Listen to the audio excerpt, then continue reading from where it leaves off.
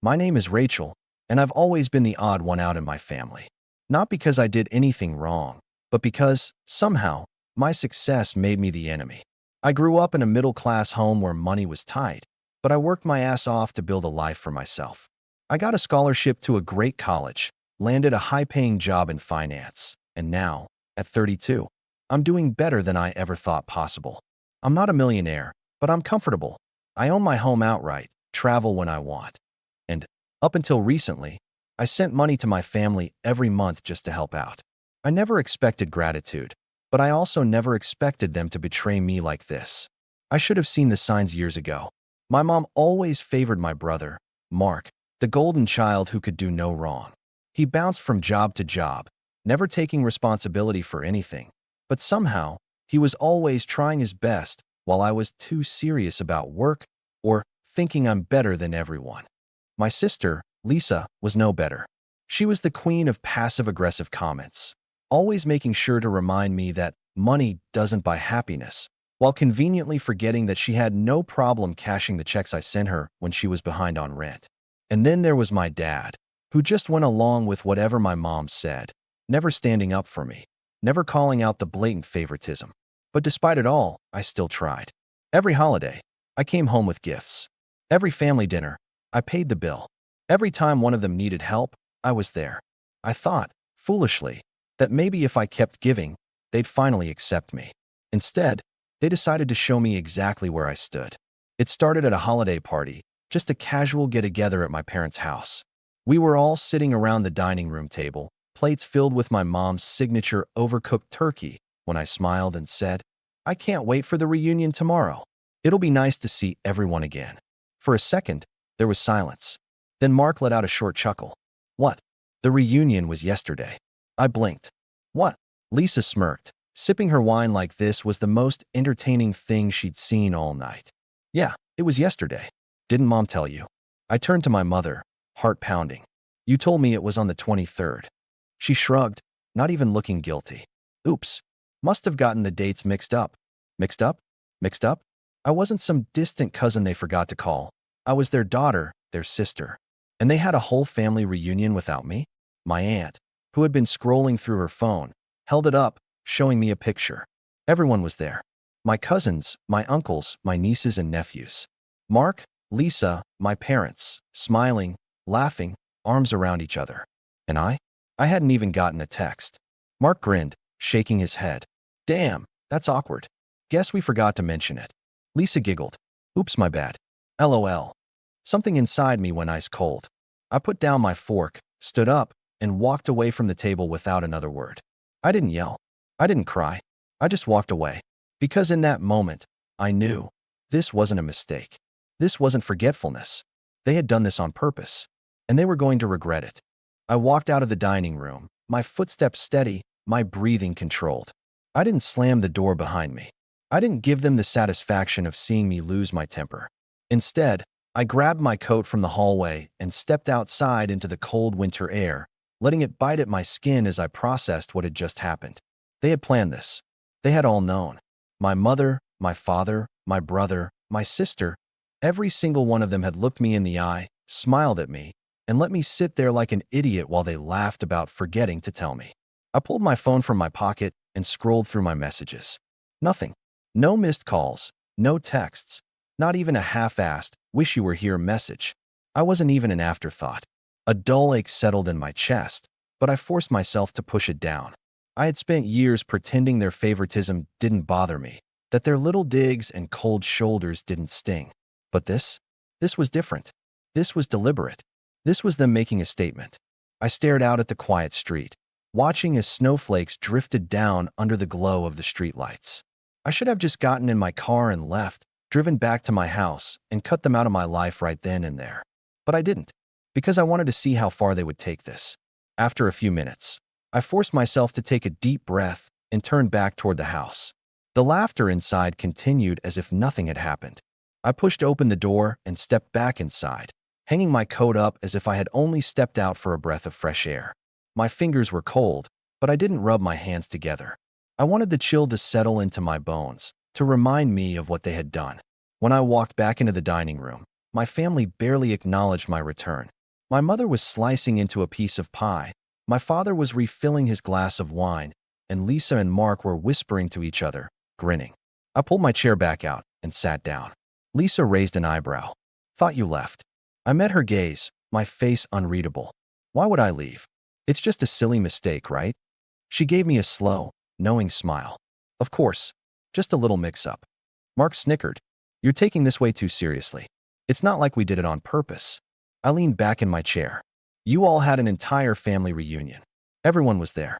You had to coordinate food, drinks, decorations. Someone had to organize a venue, set a date, send out invitations. But not one of you remembered to text me. I tilted my head slightly. You expect me to believe that? My mother sighed dramatically, as if I were the one being difficult. Rachel, don't be like this. It's the holidays. Let's not ruin the mood over a simple mistake. A simple mistake. I glanced around the table, watching the way they all avoided my eyes, waiting for me to just drop it and move on like I always did. I could feel the expectation in the air. This was the part where I was supposed to sigh, brush it off, and pretend I wasn't hurt. That's what I had always done. Not this time. I picked up my fork, twirling it idly between my fingers. You know, I said, keeping my tone light, I've been thinking a lot about the monthly money I send you all. That got their attention. Lisa sat up a little straighter. My mother's eyes flickered with something close to panic. My father, who had been silent up until now, finally looked up from his plate. What about it? Mark asked, the suspicion in his voice unmistakable. I set my fork down gently. I just think it's interesting. I help pay Lisa's rent when she falls behind. I cover Mom and Dad's medical bills. I even send Mark money when he needs a little extra for whatever it is he does these days. I let the words settle before adding.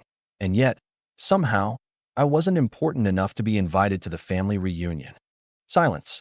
Lisa forced out a laugh, but it was nervous now. Oh, come on. You're not actually mad about this, are you? I didn't answer. Mark, on the other hand, scoffed. Look, you're acting crazy. It was just a mix-up, Rachel. Nobody's out to get you. And besides, he added, waving his fork in the air, you're doing fine. It's not like you need the reunion. You've got your fancy job, your nice house, your perfect little life. Oh, there it was. The jealousy, the bitterness, the resentment that had been bubbling under the surface for years, disguised as jokes, hidden behind backhanded compliments. I smiled, but there was no warmth in it. You're right, Mark. I do have a great life. Lisa gave me a sharp look. Rachel, don't be petty. I let out a soft hum of amusement. Petty? You mean like throwing an entire family reunion and conveniently forgetting to invite me? No one spoke. Then, Mark rolled his eyes. Oh my God, you are so dramatic. You always have to act like a victim, don't you? He shoved another bite of food into his mouth, shaking his head. Whatever. You'll get over it. Just like you always do.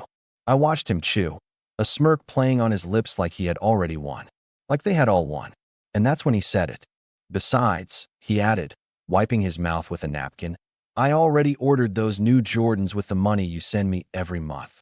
You wouldn't actually cut us off over something this stupid, right? The room went deadly quiet. My mother's eyes widened, her fork hovering midair. Lisa stiffened. My father cleared his throat awkwardly, pretending to focus on his plate. Mark, oblivious, just grinned. I mean, come on. You wouldn't do that to your family. And just like that, the decision was made. I set my napkin down, folded my hands neatly in my lap, and smiled. Wouldn't I? Mark's grin faltered. He blinked at me, waiting for me to laugh it off, to wave my hand and tell him I was just joking. But I wasn't joking. The silence stretched, heavy and suffocating, as realization settled over the table. My mother opened her mouth, then closed it. Lisa shifted in her seat, her fingers tightening around her fork. Even my father, usually content to stay out of these things, finally looked up and met my gaze with an expression I couldn't quite read. Mark, on the other hand, scoffed. Oh, come on, he said, his voice dripping with forced confidence. You're not actually serious. I tilted my head slightly, watching him squirm. You think I'd keep sending you money, I said slowly, after you all pulled this? Lisa forced out a short, nervous laugh. Rachel, you're being ridiculous. You know Mark didn't mean it like that. Oh. I leaned forward slightly, resting my elbows on the table. Then how did he mean it? Mark let out an exasperated sigh and tossed his napkin onto the table. Jesus, You are so sensitive. You're acting like we murdered your dog or something. We just forgot, okay? You're making a huge deal out of nothing. I nodded thoughtfully. Right. Just a little mistake. My mother jumped in then, her voice saccharine sweet. Rachel, honey, we love you. You know that. We're family. She reached across the table, placing her hand over mine. Let's not let a simple misunderstanding ruin that. I stared at her hand, then at her face. The carefully constructed mask of motherly concern. The same mask she had worn every time she had dismissed my feelings, every time she had brushed off their favoritism like I was the one imagining things. And I realized something right then and there. They weren't sorry. Not for what they had done. Not for how they had treated me. They were sorry because I was finally standing up for myself. I pulled my hand away. You know, I mused, I wonder how different this conversation would be if I didn't send you all money every month. My father cleared his throat. Rachel, I held up a hand. No, really. Would any of you even be trying to smooth this over if I weren't your personal bank account? No one answered. Lisa had the audacity to look offended. That's not fair. We care about you. I let out a soft laugh. You care about what I can do for you. Mark rolled his eyes. Oh my God, here we go again. You always have to play the victim. Maybe we didn't invite you because we didn't want to deal with this exact kind of drama. I arched an eyebrow. Then you won't have to deal with it anymore. The tension in the air shifted. My mother's expression flickered with unease. My father looked down at his plate, pretending to be uninterested, but I saw his fingers tighten around his fork. Lisa's mouth pressed into a thin line. And Mark? Mark just laughed. Oh, please. You're not going to cut us off. You're too nice for that. I smiled. I guess you'll find out. Mark's face fell.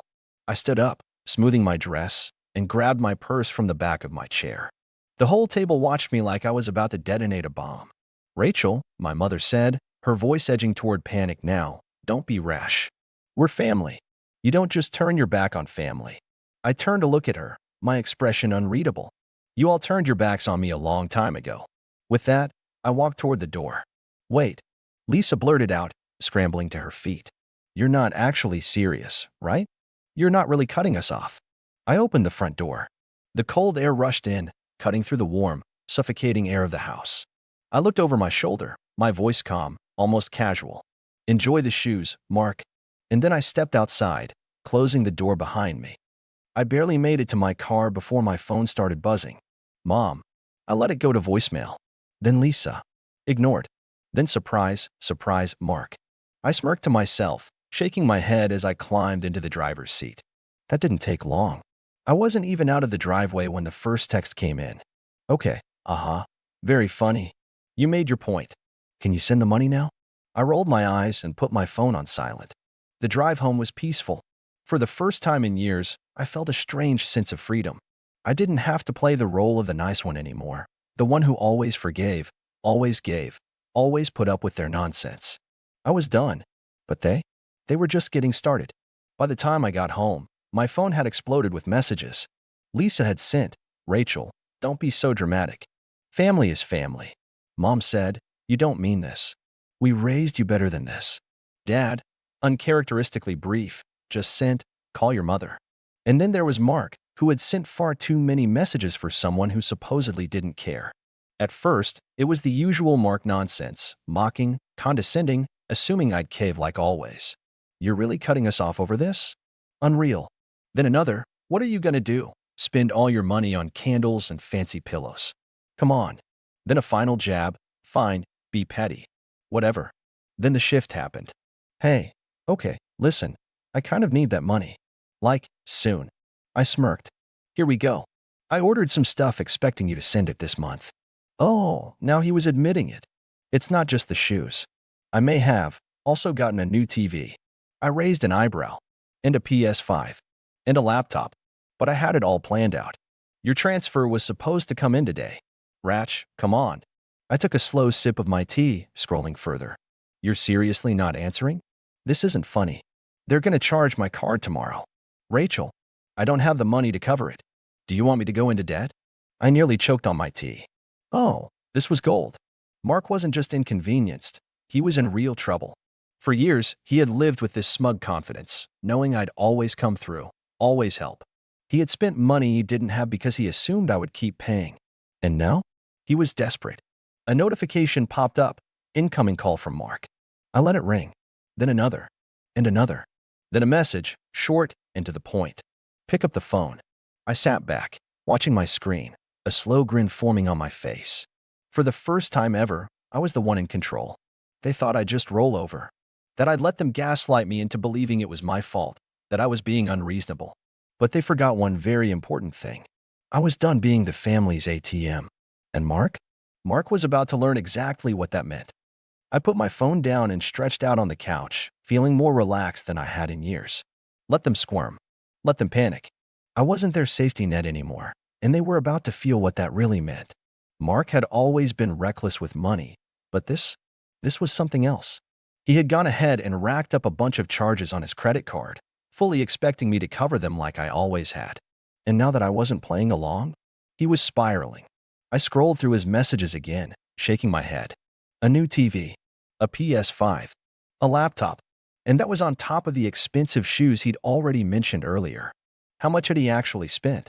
Knowing Mark, he'd probably gone for the top-of-the-line versions of everything, assuming it didn't matter because I was footing the bill. But now the reality was hitting him hard. I put my phone on silent and turned on the TV, ready to enjoy my evening. But before I could even pick something to watch, my phone lit up again. Another call from Mark. Then another. And another. He was relentless. I ignored them all. But then, after a few minutes, my phone buzzed with a message from Mom. Rachel, call your brother. Now. I scoffed. Oh, now she cared. Funny how that worked. Then another one. This is serious. He's in trouble. You need to help him. I took my time finishing my drink before even considering a response. Then, a message from Lisa. Okay, look, I get that you're mad, but you've made your point. Can you just send the money now? He's freaking out. I grinned. They were starting to crack. Then Mark again.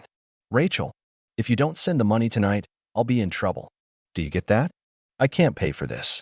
Oh, I got it, all right. I let another 15 minutes pass. The messages kept coming. Then, finally, one that really made me laugh. Rachel, please. There it was. The desperation. I let that one sit unanswered for another 10 minutes before finally picking up the phone and calling Mark. He picked up on the first ring. Finally. Rachel, what the hell? You've been ignoring me all night. I leaned back on the couch. Oh, I saw your messages. I was just busy. Busy? Busy doing what? Relaxing. He made a sound of pure frustration. Rachel, you don't get it. I know, Mark, you don't get it. My voice was calm, but firm. You assumed I'd keep paying for you. You didn't even ask. You just went ahead and spent money you didn't have because you thought I'd be there to bail you out. Again, there was silence on the other end. Then he scoffed. Oh, come on. You're really this mad over some dumb reunion? It was a mistake. We forgot to tell you, big deal. But now you're punishing me for it? That's insane.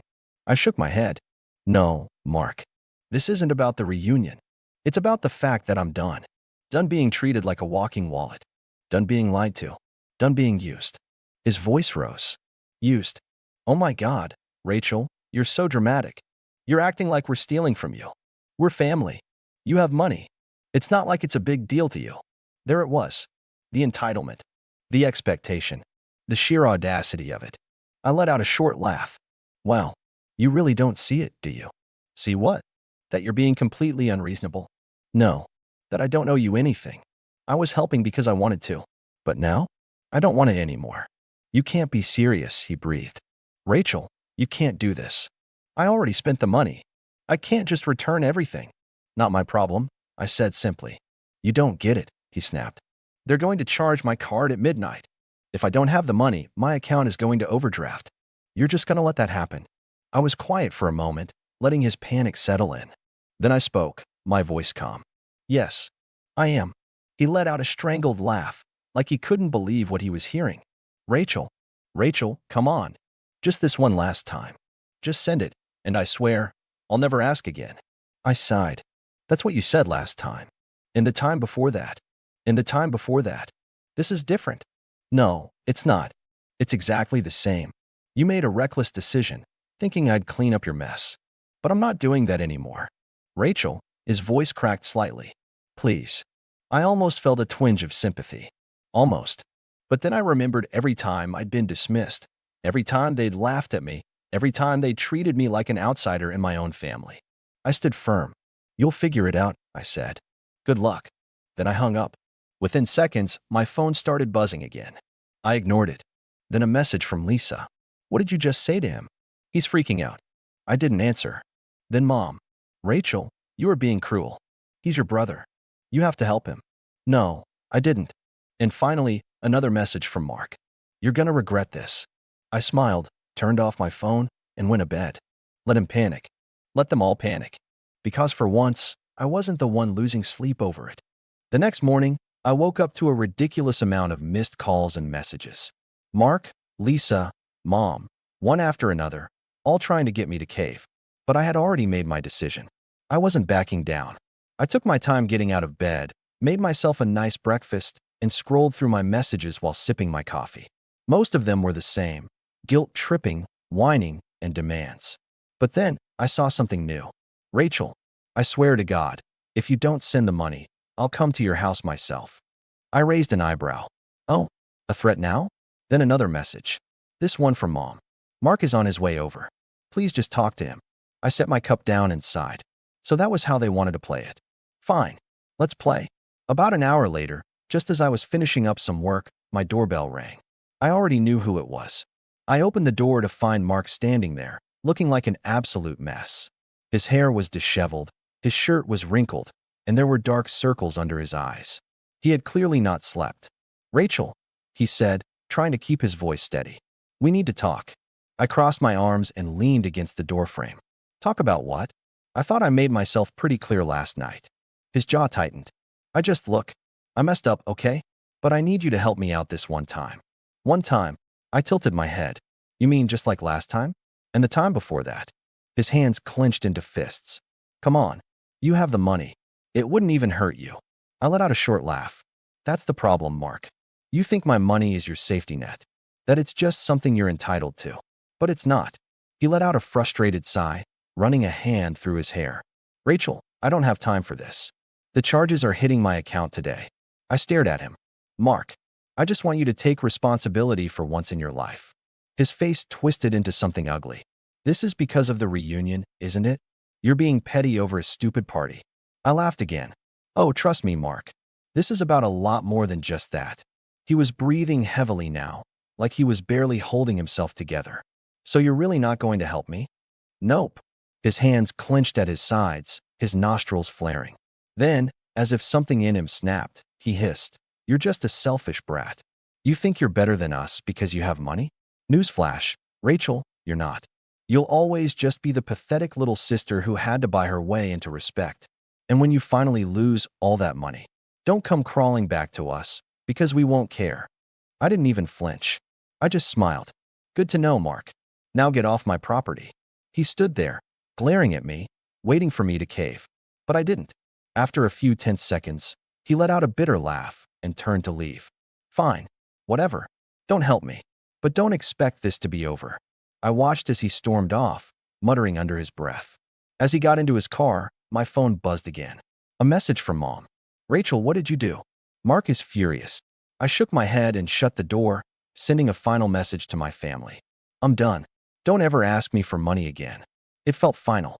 I hit send, turned off my phone, and went on with my day. For the first time in a long while, I felt at peace. The following days were quieter. My family didn't reach out anymore, and for a while, it was like they just accepted that I wasn't coming back to the role they'd always put me in, their ATM, their backup plan, their easy way out. I didn't hear from Mark or Lisa. It was a relief, but also a bit strange. A week passed, and then another. I didn't even think about them that much. I focused on my work, my life, and doing things for myself. Then, one night, I got a message from Mark. "I messed up. I don't know what to do. Please, Rachel, help me." I stared at it for a moment, feeling no rush to reply. I wasn't angry anymore. I wasn't frustrated. I had simply moved on. I deleted the message without responding. The next day, I went about my routine, completely unbothered. And in that moment, I realized that for the first time in my life, I was living for myself. No guilt. No expectations. Just me. And that was exactly how I wanted it to stay. Let me know your thoughts in the comments.